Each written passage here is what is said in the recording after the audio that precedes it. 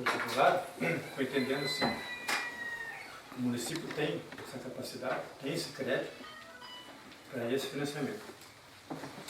Quando aí nós se reunimos com a comissão, a qual a posição exigiu mais crescimento, a gente se reuniu na sexta retrasada, onde que veio o dia para fazer os crescimentos. Ali nós tivemos uma discussão no bom sentido, vários minutos, as dúvidas que tinha, foi perguntado. Daí chegou até na conclusão, sim, sobre o valor, que é 400 mil. 8 anos para pagar.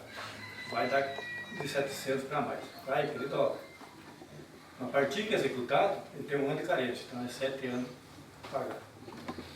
Ele vai comprometer a folha de pagamento de 7, máximo 8 mil mês. Esse é o valor desse campo.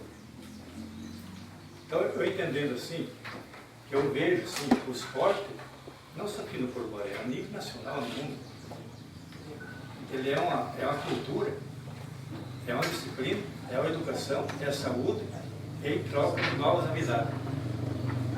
Faz a parte do futebol. Vocês já pensaram, quando chega dezembro ali, março, janeiro, que termina o Campeonato Brasileiro, quem gosta de esporte de alta visão, não se acha fazer nada? Então, você vê a importância que tem do esporte. Eu gosto muito de esporte, apesar de não ter um filho para gostar do esporte. Mas futuramente eu posso ter um neto, um sobrinho, mas depois vai jogar nesse campo e vai chegar assim, lembrar, esse campo aqui não estão jogando. Foi na época, o meu avô, o meu tio foi vereador, e a prefeita mandou os projetos de campo, ele foi a favor. Então por isso que eu sou a favor desse campo. E tenho consciência que não compromete nada o orçamento do município. Continua a discussão. Cede a palavra. Tem a palavra.